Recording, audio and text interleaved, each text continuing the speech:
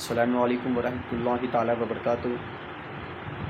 کچھ ہی دنوں میں ماہ رمضان کی آمد ہے اور ہر کسی کے دماغ میں، ہر شخص کے ذہن میں ایک سوال ہے کہ اب وہ تراویح کی نماز کس طرح ادا کرے۔ تو انشاءاللہ یہ ویڈیو آپ پورا دیکھیے، اس میں میں آپ کو تراویح کی نماز کس طرح ادا کیا جائے لاک ڈاؤن کی حالت میں یہ بھی بتاؤں گا۔ اس کے علاوہ تراویح کے تعلق سے کچھ اور معلومات آپ تک پہنچانے کی میں کوشش کروں گا۔ سب سے پہلی بات کہ تراویح کی نماز کو تراویح کیوں کہا گیا، اس کے بارے میں علامہ ابن حجر فتوۃ الباری بخاری شریف کی شرح میں فرماتے ہیں، تراویح تربیہ کی جمع ہے۔ تراویح تربیہ کی جمع ہے اور تربیہ کا مطلب ہوتا ہے آرام کرنا۔ جس طرح ہم تراویح کی نماز میں 2 رکعت پڑھ کر سلام پھیر دیتے ہیں، پھر تیسری رکعت کے لیے کھڑے ہوتے ہیں، پھر 2 رکعت پڑھتے ہیں، پھر مطلب 2 رکعت کر کے پڑھتے ہیں، آرام کر کے پڑھتے ہیں۔ آرام کر کے جو نماز پڑھی جاتی ہے اسے تراویح کی نماز کہا گیا ہے۔ اسی لیے اس کو چونکہ ہم اسے آرام کر کے پڑھتے ہیں، اسی لیے اس کا نام تراویح ہے، جو علامہ ابن حجر نے فتوۃ البری میں فرمایا۔ اس کے بعد تراویح شروع کب سے ہوئی؟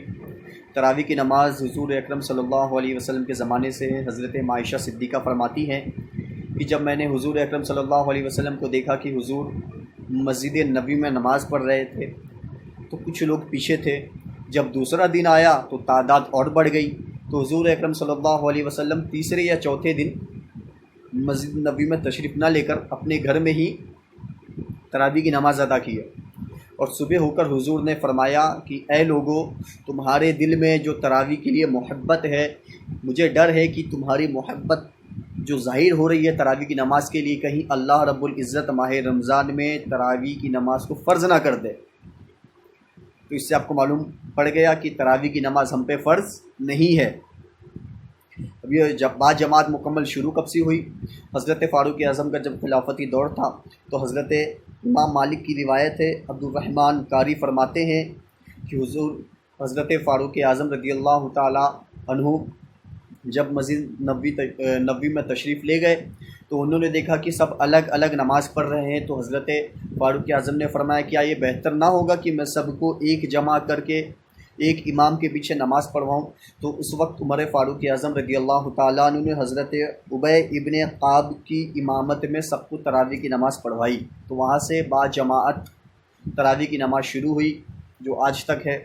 اب جو لاک ڈاؤن کا وقت ہے، جیسے میں آپ کو بتاؤں، تراویح کی نماز نہ فرض ہے، نہ واجب ہے، نہ نفل ہے۔ جو تراویح کی نماز ہے وہ سنت موقدہ ہے، اور سنت موقدہ کے بارے میں بزرگان دین نے فرمایا جس نے جان بوجھ کر سنت موقدہ چھوڑا وہ سخت گنہگار ہے، سخت گرفت ہوگی اس کی۔ ابھی لاک ڈاؤن کا وقت ہے، اب اس میں ہم کیا کریں؟ تو میں آپ کو بتاؤں کہ لاک ڈاؤن کے وقت میں آپ اپنے گھروں میں تراویح کی نماز ادا کر سکتے ہیں۔ وہ کچھ اس طرح کہ اگر آپ کے گھر میں کوئی عالم ہے، کوئی حافظ ہے، کوئی قاری ہے تو آپ انہیں امام بنا دیں۔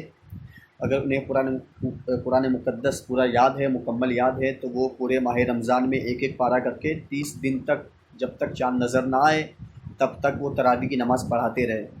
اور اگر جن کے گھر میں کوئی عالم نہیں ہے، کوئی حافظ نہیں ہے، کوئی قاری نہیں ہے، تو اگر کوئی باشرح ہے، شریعت کا پابند ہے، باشرح ہے، تو آپ اسے اپنے گھر میں امام مقرر کریں، امام بنا دے، ان کے پیچھے آپ نماز پڑھیں۔ بھلے ہی ان کو پورا قرآن مقدس یاد نہ ہو، 8 سورہ یاد ہے، 10 سورہ یاد ہے، جتنی بھی سورہ یاد ہے وہ اسے ریپیٹ کر کے پڑھاتے رہیں۔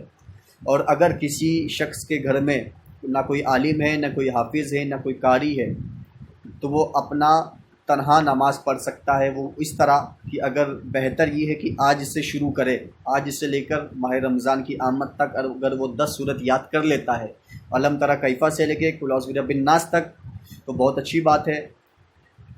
تو وہ ہر رکعت میں ایک ایک سورہ پڑھ سکتا ہے، 10 سورت 10 رکعت میں، پھر وہ دوسری جو 10 رکعت ہوگی واپس اسے ریپیٹ کر لے۔ اور اگر کوئی یاد نہیں کر سکتا، اسے 2 ہی سورت یاد ہے کم سے کم، قل هو اللہ احد شریف اور انا اعطینا، تو وہ پہلے قل اللہ احد پڑھے، دوسرے رکعت میں انا اعطینا پڑھے۔ اس طرح کر کے وہ اپنی پوری تراویح کی نماز مکمل کر سکتا ہے، اور انشاءاللہ اللہ ہمیں وہی ثواب عطا کرے گا جو ہمیں مسجد میں جو تراویح نماز پڑھنے کی ثواب ہوتی ہے۔ تو یہ تھی تراویح کی نماز کے کچھ مسائل، اور تراویح کی نماز کس طرح لاک ڈاؤن میں پڑھا جائے میں نے آپ کو الحمدللہ بتا دیا۔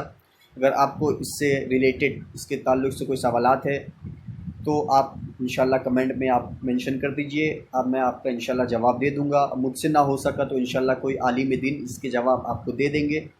اور آپ سے گزارش ہے کہ چینل کو سبسکرائب کریں، لائک کریں اور بیل آئیکن کو پریس کریں۔ اور انشاءاللہ میں کوشش کروں گا ہر دن ماہ رمضان کے تعلق سے کوئی نئی نئی باتیں بتاؤں، جیسے کہ ماہ رمضان المبارک کی جو پہلے روزے رکھتے ہیں ان کی بڑی فضیلت ہے، پہلے رات کی بڑی فضیلت ہے۔